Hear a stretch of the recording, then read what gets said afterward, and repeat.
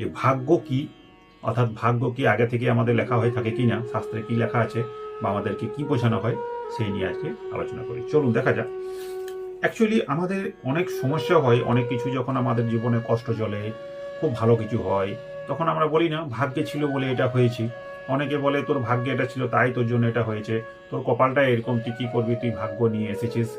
অনেক কিছু এরকম সমাজে কথাবার্তা চলে, অনেকে এমন কিছু বলে দেবে যে আপনাকে একদম নিচে নামিয়ে দেবে, অর্থাৎ তোর ভাগ্যটাই খারাপ।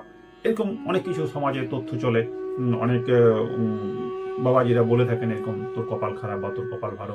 ব্যাপারটা কি, শাস্ত্রে কি বলা আছে? তো এই ধরনের একটা শাস্ত্র রয়েছে আমাদের, খুঁজে খুঁজে যখন দেখলাম সেটা হচ্ছে গরুর পুরাণে একটা শাস্ত্র আছে, গরু পুরাণ বলে, স্কন্দ পুরাণ, গরু পুরাণ। এখানে লেখা আছে ভাগ্য, জন্ম, মৃত্যু, অনেক কিছু এখানে লেখা আছে। তা খুঁজে খুঁজে দেখলাম গরু পুরাণে একটা তথ্য লেখা রয়েছে যে একবার নারদ ভগবান কৃষ্ণকে জিজ্ঞেস করেছে যে হে ভগবান, তুমি বলো যে এই যে ভাগ্য